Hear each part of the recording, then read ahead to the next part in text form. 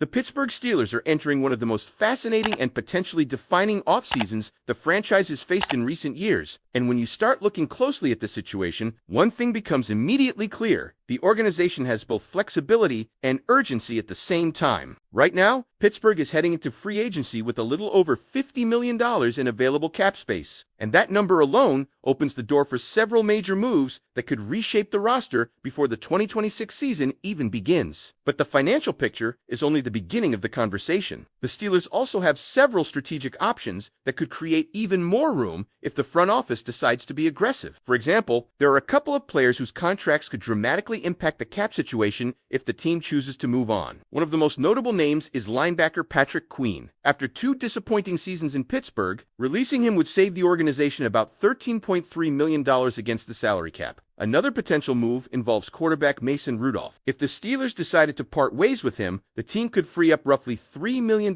more. That might not sound like a massive amount on its own, but when you combine smaller savings like that with larger structural changes, it starts to add up quickly. And that's where things get even more interesting for Steelers fans. Pittsburgh doesn't necessarily need to release players to open up cap space because the team also has the ability to restructure several major contracts. If the front office chooses that route, the savings could be substantial. Restructuring the deal of Watt alone could create more than $20 million in additional space. DK Metcalf's contract could free up nearly $18 million, while Alex Highsmith and Pat Femeth could also provide smaller but still meaningful cap relief through restructuring. So when you add all of this together, you start to understand just how many paths the Steelers actually have available to them in free agency. They can stay conservative, make targeted additions, and preserve flexibility for the future. Or they can push aggressively to upgrade key positions right now. And speaking of key positions, none of them carry more weight this offseason than quarterback. The idea that has been gaining attention inside the Steelers conversation is bringing back Aaron Rodgers on a short-term deal. The concept behind this move is not just about 2026 itself, it's about bridging the gap to something bigger. The belief in some circles is that the 2027 NFL Draft could feature a much stronger quarterback class than the upcoming draft, potentially including 4 to 6 quarterbacks with legitimate first-round talent, so the logic becomes pretty straightforward. If Pittsburgh can remain competitive while maintaining flexibility, the team could position itself to eventually move up in the 2027 draft to select its long-term franchise quarterback. In that scenario, Rodgers becomes the bridge. A 1-year deal, around $10 to $13 million,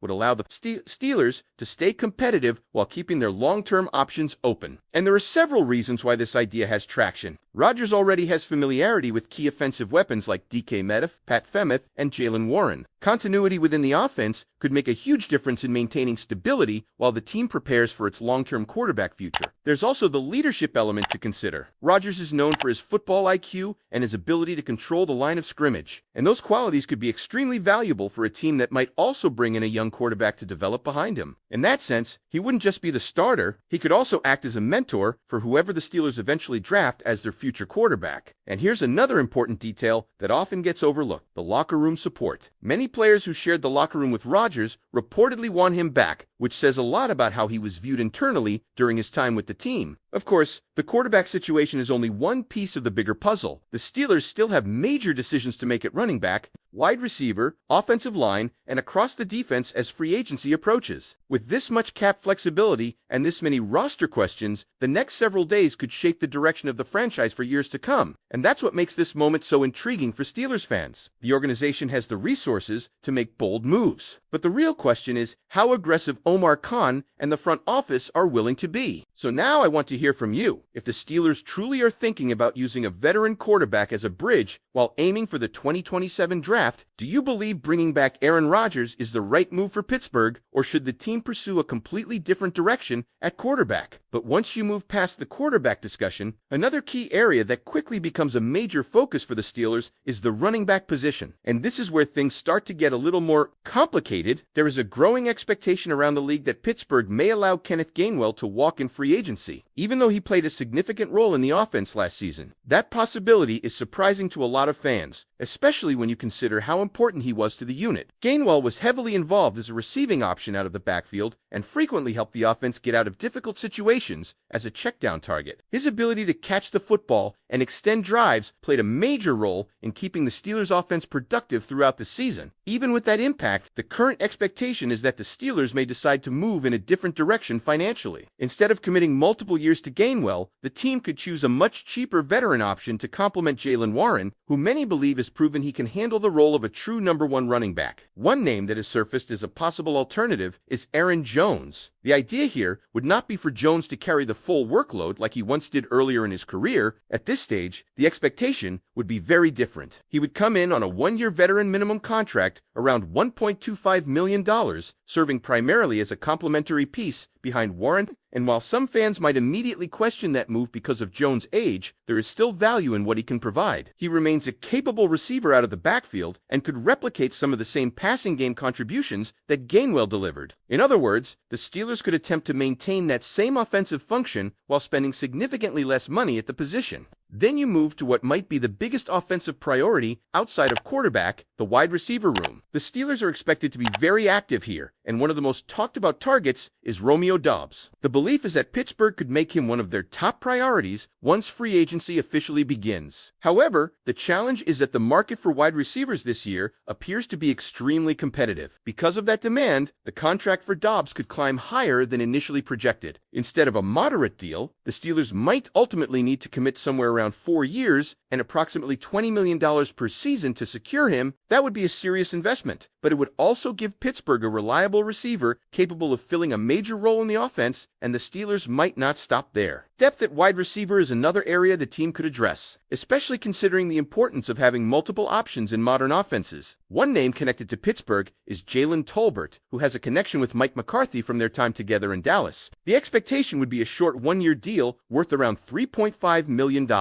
Bringing him in as a depth piece and potential 4th receiver, if that scenario plays out, the Steelers' receiver room would suddenly look much deeper and far more balanced heading into the season, but the offensive line also remains a critical part of the offseason equation. One potential addition that has been mentioned is guard John Simpson. He previously played alongside Aaron Rodgers during their time in New York and had an impressive season, finishing as one of the top-graded guards in the league that year because of that performance. Bringing him to Pittsburgh on a deal worth around 2 years and $8 million per season could be viewed as a very strong value move. Adding Simpson would not only strengthen the offensive line, but it would also bring familiarity if Rodgers ends up returning as the quarterback. Continuity like that can make a real difference in how quickly an offense finds its rhythm early in the season. On the defensive side of the ball, the Steelers could also look to reinforce the interior defensive line. One possible target is veteran nose tackle Dalvin Tomlinson. The connection here is particularly interesting because of his history with defensive coordinator Patrick Graham. The two previously worked together in New York, where Graham served first as his defensive line coach and later as the team's defensive coordinator. That relationship could make Pittsburgh an attractive destination if Tomlinson becomes available, especially on a relatively affordable contract around 2 years and $4 million per season. And the secondary might also receive some attention, though perhaps in a more economical way. The Steelers could choose to bring back cornerback James Pierre on a modest deal, possibly around 2 years and $5 million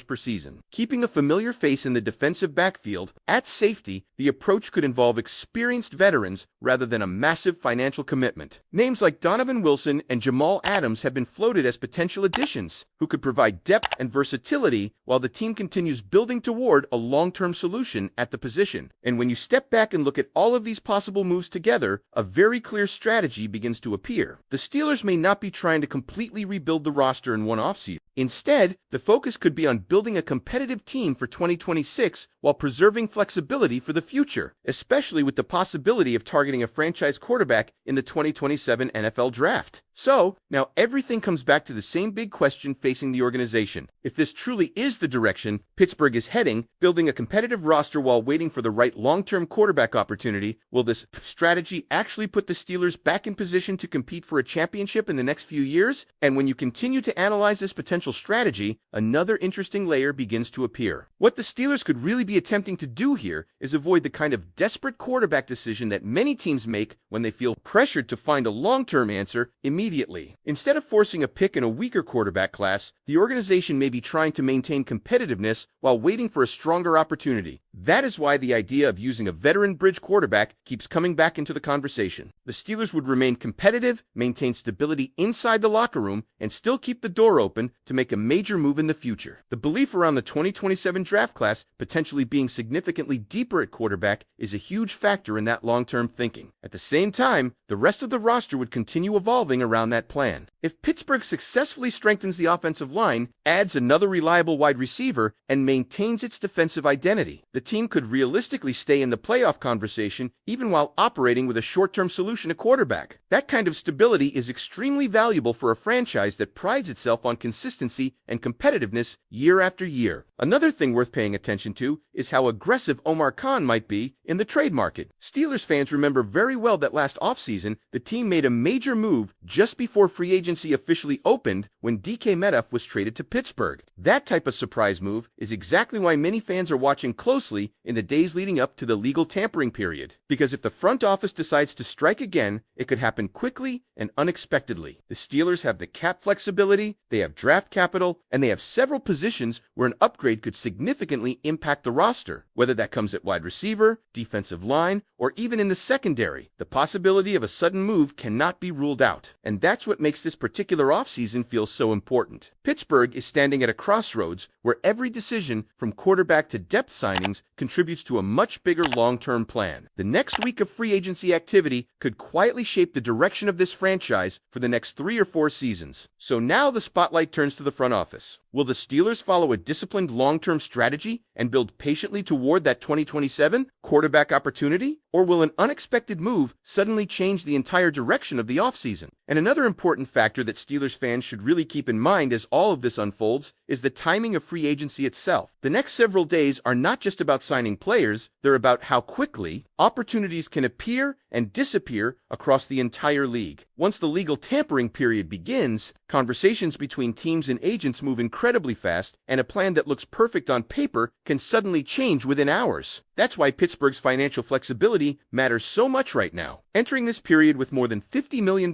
in cap space gives the Steelers the ability to react, instead of simply watching the market develop. If a player they value becomes available unexpectedly, they have the resources to act quickly without having to scramble to create space first. And in a market where several teams will be competing for the same group of free agents, that flexibility could become a major advantage. Another piece of the puzzle that can't be ignored is how the Steelers approach roster balance. It's not just about signing big names, it's about making sure every position group continues to develop together. If Pittsburgh successfully adds another receiver, reinforces the offensive line, and strengthens depth on defense, the team could quietly become far more complete than many people expect heading into the season. One thing the Steelers have always valued is continuity inside the locker room. That's why bringing back familiar players on reasonable contracts is also part of the equation. A player like James Pierre, for example, has already shown he can function within the system, and keeping players like that around can help stabilize the secondary while new pieces are added. The same idea applies to other depth roles across the roster. Not every signing will be headline-grabbing, but those smaller moves often play a huge role once the season begins.